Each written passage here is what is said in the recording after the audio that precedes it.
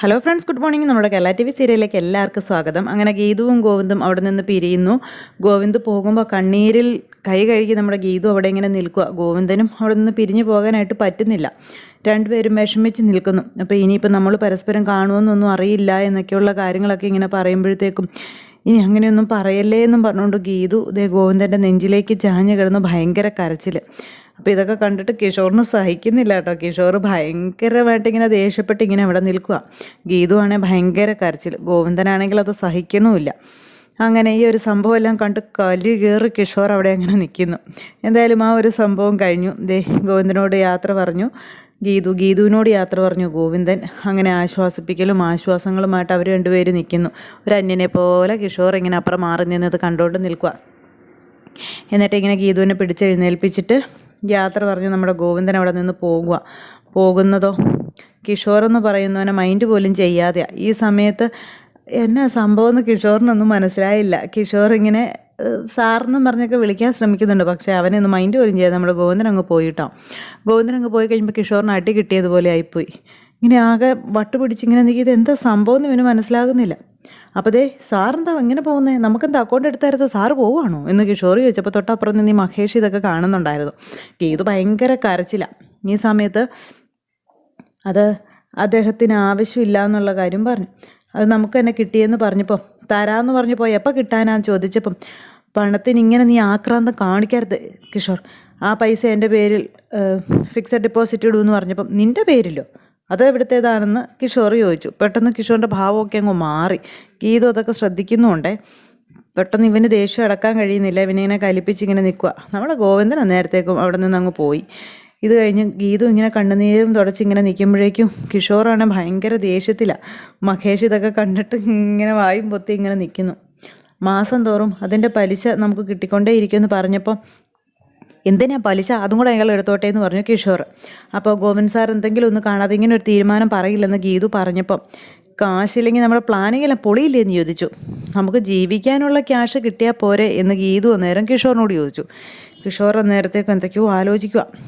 എല്ലാം പൊളിഞ്ഞു, എല്ലാം ഫ്ലോപ്പായി. ഇതൊക്കെ കണ്ട് മഹേഷ് ഇങ്ങനെ ഓരോന്നും വാച്ച് ചെയ്തുകൊണ്ടിരിക്കുന്നു. ഇനി എന്തിനാണ് നമ്മളിവിടെ നിൽക്കുന്ന, ഒരു ടാക്സി പിടിക്കുക, നമുക്ക് നിൻ്റെ ഫ്ലാറ്റിലേക്ക് പോകാമെന്ന് ഗീതു പറഞ്ഞപ്പോഴേക്കും ഇവൻ ഇങ്ങനെ എന്തൊക്കെയോ ആലോചിക്കുവാണേ. അത് വേണോ എന്നുള്ളൊരിതിൽ. ഈ സമയത്ത് മഹേഷ് ഇതിൻ്റെ ഇടയ്ക്ക് ചെന്നിട്ട് അതെ നിങ്ങൾക്ക് എവിടെയാണ് പോകേണ്ടത്, അവിടെ എത്തിക്കാൻ ഗോവിന്ദ് പറഞ്ഞിട്ടുണ്ടെന്ന് പറഞ്ഞപ്പം ഉദാരൊന്നും എനിക്ക് വേണ്ട, വല്ല ടാക്സിയും പിടിച്ച് പോക്കോളാമെന്ന് കിഷോർ പറഞ്ഞു. അപ്പോൾ കിഷോറിന് ഇത് എന്ത് പറ്റിയെന്ന് മഹേഷ് ചോദിച്ചു. എന്താടോ, നീ ഇവിടെ നിന്ന് പോകുന്നതിന് മുൻപ് കിഷോറിന് ഗുണകരമായൊരു കാര്യം കൂടി ഞാൻ പറയാമെന്ന് പറഞ്ഞപ്പോഴേക്കും കിഷോർ ഇങ്ങനെ നോക്കുക. എന്താ ഗുണം?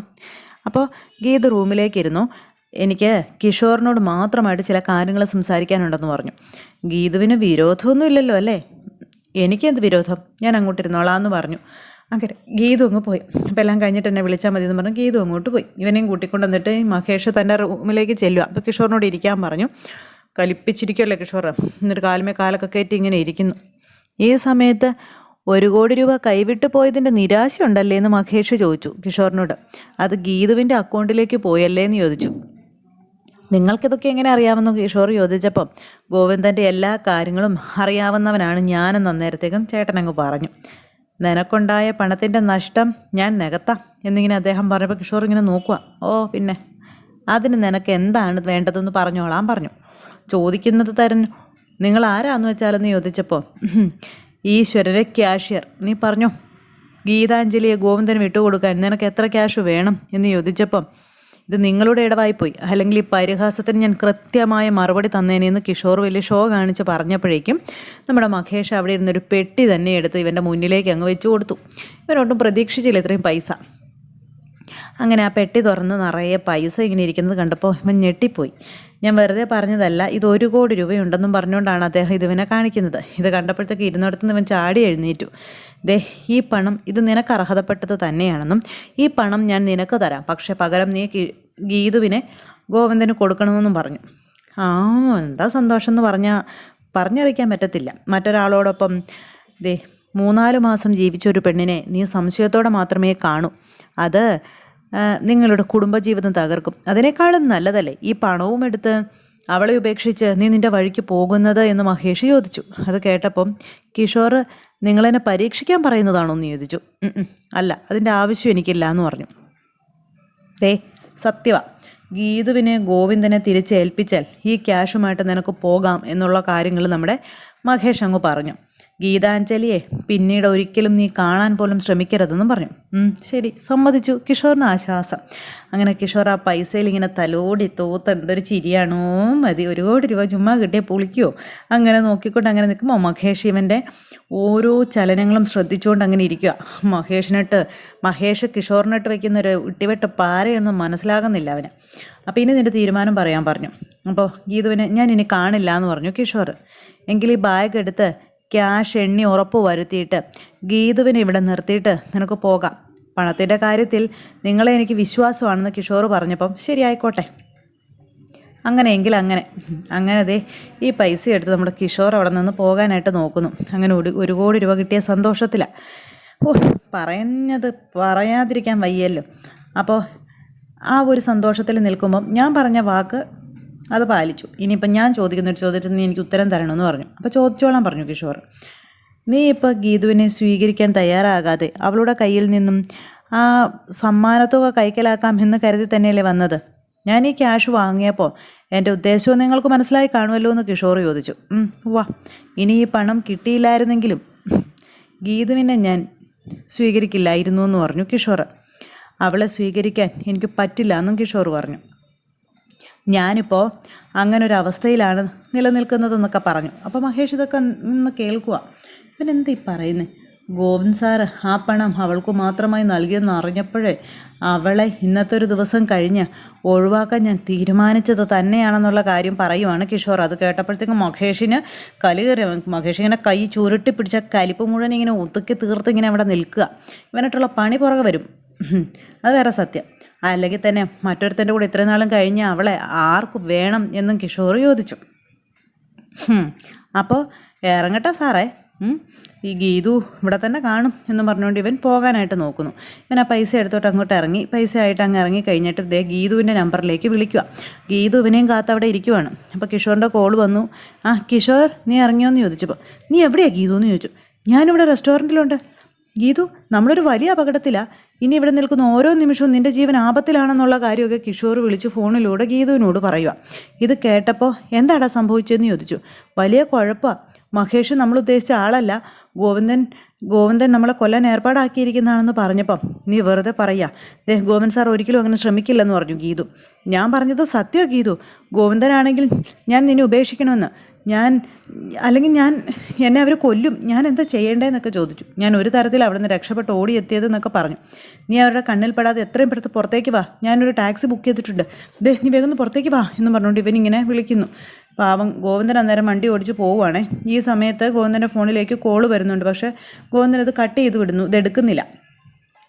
അങ്ങനെ അവൻ കാശും മേടിച്ച് ഗീതുവിനോട് ആ ഒരു പറ്റീര് പരിപാടി ഇവൻ കാണിക്കുക. അപ്പോൾ ഗോവിന്ദൻ്റെ ഫോണിലേക്ക് വീണ്ടും കോള് വന്നുകൊണ്ടിരിക്കുന്നു. എൻ്റെ പൊന്നെ, എന്നെ തിരിച്ച് വിളിച്ച് ഗീതുമായിട്ട് സംസാരിക്കാൻ അവൻ ശ്രമിക്കുന്നത്. അപ്പോൾ പിന്നെ അവൻ എന്താ എന്നെ ഇങ്ങനെയൊക്കെ ശല്യം ചെയ്യുന്നതെന്നൊക്കെ വിചാരിച്ച് കോൾ എടുക്കാതെ അങ്ങനെ പോവുക. എന്നിട്ട് വിളിച്ചിട്ടൊന്നും ഗോവിന്ദൻ കോൾ എടുക്കാതെ വന്നപ്പോഴത്തേക്ക് നമ്പർ മാറ്റി വിളിക്കുകയാണ് നമ്മുടെ ഈ പറയുന്ന സമയം. അപ്പോൾ ഈ വീഡിയോ ഗീതാഞ്ജലിയെ കാണിക്കണം, അവൾ ഒരിക്കലും അപകടത്തിൽപ്പെടാൻ പാടില്ല തുടങ്ങിയ കാര്യങ്ങളൊക്കെ പറഞ്ഞ് ഈ കിഷോറുമായിട്ട് സംസാരിക്കുന്ന സകല വീഡിയോയും പിടിച്ച് റെക്കോർഡ് ചെയ്ത് അങ്ങനെ മഹേഷ് എല്ലാം റെഡിയാക്കി വെച്ചിരിക്കുകയായിരുന്നു. അപ്പോൾ ഇതെല്ലാം കഴിഞ്ഞതിന് ശേഷം ഗീതുവും അതുപോലെ കിഷോറും ഒന്നിച്ചൊരു മുറിയിലെത്തി. അപ്പോഴേക്ക് ഇന്ന് തന്നെ നമ്മൾ ഗോവയ്ക്ക് പോവുകയാണെന്ന് കിഷോർ ഗീതുവിനോട് പറഞ്ഞു. ഇത് കേട്ടപ്പോൾ ഗീതു അന്താളിച്ചിങ്ങനെ നിൽക്കുക. ഗോവയ്ക്കോ? അവിടെ എന്താണെന്ന് ചോദിച്ചു. ഗീതു ഇങ്ങനെ ആകെ വല്ലാതായിട്ട് നിൽക്കുക കേട്ടോ. ഇവനന്നേരത്തേക്കും ചെന്നിട്ട് അതെ നമ്മൾ അങ്ങോട്ട് പോവുകയാണ്. പിന്നെ ഗോവിന്ദ് സാറിൻ്റെ ആൾക്കാർ നമ്മളെ തേടിയെത്തുന്നതിന് മുന്നേ നമുക്ക് ഇവിടെ നിന്ന് പോകണം, ഇല്ലെങ്കിൽ അവർ നമ്മളെ ഇല്ലാതാക്കുമെന്ന് പറഞ്ഞു ഈ കിഷോർ ഗീതുവിനോട്. ഗോവിന്ദ് സാറിനെ അറിയാത്തത് കൊണ്ടാണ് കിഷോർ ഇങ്ങനെയൊക്കെ പറയുന്നത്. സാർ ആരെയും ഇല്ലാതാക്കില്ലെന്ന് പറഞ്ഞപ്പം നീ വിചാരിക്കുന്നത് പോലെ അല്ല ഗീതു, അയാൾ ചതിയനാണെന്നും പറഞ്ഞുകൊണ്ട് കിഷോർ ഗീതുവിനെ പറഞ്ഞ് ഫലിപ്പിക്കാൻ ശ്രമിക്കാം. അയാളുടെ കൂട്ടുകാരനെ മഹേഷ് എൻ്റെ നേരെ തോക്ക് ചൂണ്ടി എത്രയും പെട്ടെന്ന് ഇവിടുന്ന് പോയില്ലെങ്കിൽ നമ്മളെ കൊല്ലുമെന്ന് പറഞ്ഞെന്നുള്ള കാര്യമൊക്കെ പറഞ്ഞു. ഇതൊക്കെ കേട്ട് ഗീതു ഇങ്ങനെ വിശ്വസിക്കാതെ ഇങ്ങനെ നിൽക്കുവാണേ. അപ്പോൾ ഇവൻ്റെ ആ ഒരു വല്ലാത്തൊരു മാനസികാവസ്ഥ അന്ന് പറഞ്ഞ കാര്യങ്ങളൊക്കെ ആലോചിക്കുന്നു ഗീതു. അപ്പോൾ എന്നെ കൊന്നിട്ട് നിന്നെ സ്വന്തമാക്കാനായിരുന്നു അയാളുടെ പ്ലാൻ. എല്ലാത്തിനും കൂട്ടുകാരനെ ചട്ടം കെട്ടിയിട്ട് അയാൾ മനഃപൂർവ്വം മുങ്ങിയതാണെന്നൊക്കെ പറഞ്ഞപ്പം ഗോവിന്ദ് സാറ് ഒരിക്കലും അങ്ങനെ ചെയ്യില്ല എന്ന് പറഞ്ഞു നമ്മുടെ ഗീതു. ഇത് കേട്ട് കഴിയുമ്പോൾ കിഷോറിന് ഇവളോട് ഭയങ്കര കലിപ്പ്. 100% സിൻസിയറായിട്ടാണ് സാറ് എന്നെ നിൻ്റെ കൈകളിൽ ഏൽപ്പിച്ചതെന്ന് പറഞ്ഞപ്പോൾ അല്ലോ എന്നും പറഞ്ഞു ഇവർക്കത് ഭയങ്കരമായിട്ട് ഒച്ച ഉണ്ടാക്കണം. അപ്പോൾ ഗീതു പേടിച്ച് പോയിട്ടോ കിഷോറിൻ്റെ ഭാവമൊക്കെ കണ്ട്. അപ്പോൾ ഹീസ് എ ചീറ്റ്, അയാളൊരു ദുഷ്ടനാണെന്നൊക്കെ പറഞ്ഞുകൊണ്ട് ഗീതുവിൻ്റെ മുന്നിൽ ഇവനിങ്ങനെ അഭിനയിക്കുക. അപ്പോഴേക്കും ഗീതുവിന് പേടിയായി തുടങ്ങി കിഷോറിൻ്റെ ഭാവമൊക്കെ കണ്ട്. ഞാൻ വിശ്വസിക്കില്ല കിഷോർ എന്നും പറഞ്ഞുകൊണ്ട് നമ്മുടെ ഗീതു അന്നേരം കിഷോറിനോട് പറഞ്ഞു. ഞാൻ ഗോവിന്ദ് സാറിനെ വിളിക്കാമെന്നും പറഞ്ഞുകൊണ്ട് ഗീതു ഫോൺ എടുത്ത് വിളിക്കാൻ പോകുമ്പോഴത്തേക്കും കിഷോർ ഇങ്ങനെ രൗദ്രഭാവം പൂണ്ടിങ്ങനെ നിൽക്കുകയല്ലേ. ഈ സമയത്ത് ഇവൻ എന്ത് ചെയ്തു, വേഗം പോയ വാതിലങ്ങ് അടച്ചു. എന്നിട്ട് വല്ലാത്തൊരു ഹഹാന്ന് പറഞ്ഞൊരു ചിരിയൊക്കെ ചിരിച്ചിങ്ങനെ നിൽക്കുക. ഗീതു അന്നേരത്തേക്ക് തിരിഞ്ഞു നോക്കി. താൻ ഈ രാക്ഷസനായിട്ട് നിൽക്കുന്ന കിഷോറിനെ കണ്ട് ഗീതു ഞെട്ടി. ഗീതുവിനൊട്ടും പ്രതീക്ഷിക്കാത്തൊരനുഭവമായി പോയത്. ഗീതു ഇങ്ങനെ പേടിച്ച് വിറച്ച് ഇവനെ തന്നെ നോക്കി നിൽക്കുക കേട്ടോ. ഇവൻ അന്നേരത്തേക്കും നീയെല്ലാം ഒപ്പിച്ച് വെച്ചിട്ട് ദേ അയാൾ മുങ്ങി, അയാൾ ഫോൺ ഓഫ് ചെയ്ത് വെച്ചിരിക്കുക, നീ വിളിച്ചാലൊന്നും കിട്ടത്തില്ലെന്നൊക്കെ പറയുന്നുണ്ട് ഇവൻ. ഗീതു ഇങ്ങനെ നല്ല ഇതായിട്ട് നിൽക്കുന്നു. അത് കഴിഞ്ഞപ്പോഴത്തേക്ക് ഈ കൊണ്ടുവന്ന പെട്ടിയും അവിടെ വെച്ചിട്ട് കിഷോർ ഇങ്ങനെ ഗീതുവിനെ മൃഗങ്ങൾ നോക്കുന്നത് പോലെ നോക്കുന്നു. എന്നിട്ട് ഗീതുവിൻ്റെ അരികിലേക്ക് ചെന്നു, ഗീതുവിൻ്റെ ദേഹത്ത് തൊട്ടു. അപ്പോൾ ഗീതുവിൻ്റെ കൈകളിലേക്കൊക്കെ കയറി പിടിച്ചു കഴിഞ്ഞപ്പോൾ ഗീതുവിന് എന്തോ ഒരു പന്തികേട്. ദേ എനിക്ക് നീയും നിനക്ക് ഞാനും മാത്രമേ ഉള്ളൂ ഗീതു എന്നും പറഞ്ഞുകൊണ്ട് കിഷോർ ഇങ്ങനെ പറയാം. ആ ഗോവിന്ദില്ലേ അവൻ എവിടെയെങ്കിലും പോയി തൊലയട്ടെ, നമുക്ക് നമ്മുടെ ജീവിതം തുടങ്ങാം വാ എന്നും പറഞ്ഞുകൊണ്ട് കിഷോർ ഇങ്ങനെ ഗീതുവിനെ പിടിച്ച് വലിക്കാനായിട്ട് ശ്രമിക്കുന്നു. അപ്പോഴേക്കും ഗീതു ഇങ്ങനെ കിഷോറിനെ തട്ടി മാറ്റി. അപ്പോൾ ഇവനിങ്ങനെ ഒട്ടും പ്രതീക്ഷിക്കാത്ത രീതിയിലാണല്ലോ ഇങ്ങനെയൊക്കെ ഗീതുവിൻ്റെ അരികിലേക്ക് ചെല്ലുന്നത്. ദേഹത്ത് തൊടരുത് കിഷോർ എന്ന് ഗീതു അന്നേരം പറഞ്ഞു കിഷോറിനോട്.